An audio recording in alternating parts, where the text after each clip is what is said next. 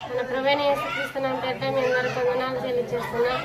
వివాహం కోసం ఎదురు చూసే ప్రతి యవనస్తుడు ప్రతి యవనస్తురాలు తెలుసుకుంది ఏంటంటే ఆయన చిత్తం. దేవుని యొక్క చిత్తం నువ్వు తెలుసుకున్నట్లయితే వివాహం కొరకు తొందరపడే వాళ్ళు జీవితాలను నాశనం చేసుకుంటున్నారు. కాబట్టి తొందరపడక ఆయన చిత్తాన్ని నువ్వు కనుగొనాలి. నువ్వు కనుగొనకుండా తొందరపడి నువ్వు చేసుకుంటే జీవితం నష్టపోతుంది.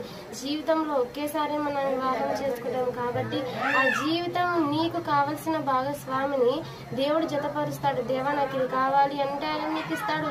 కానీ నువ్వు దేవునిలో నడవాలి, దేవునిలో ఉండాలి. ఆయన దేవుని నువ్వు ఎవరినైతే నాకు జతపరుస్తావో వాళ్ళని నువ్వు నాకు ఇవ్వుతంటే నువ్వు అడగాలి. కాబట్టి దేవుని కొరకు నిరీక్షణ కలిగి ఉండాలి. దేవుని చిత్తానుసారంగా జీవించినట్లయితే వివాహం కొరకు ఎదురు చేస్తున్న ప్రతి ఒక్కరు కూడా ఆయన చిత్తాన్ని కనుగొనాలి. కనుగొనకపోతే జీవితంలో చాలా నష్టపోతాం.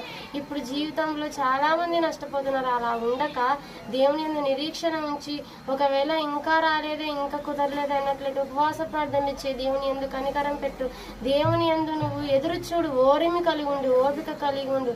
కాబట్టి వివాహం కొరకు ఎదురు చూస్తున్న ప్రతి ఒక్కరు కూడా దేవుని యందు నిరీక్షణ ఉంచి ఆయన ఎప్పుడు నీకు తగిన సమయంలో ఖచ్చితంగా నీకు ఆయన జవాబిస్తాడు. కాబట్టి వివాహం కొరకు ఎక్కువగా మీరు జోక్యం చేసుకోవద్దండి, దేవునికి అప్పగించండి.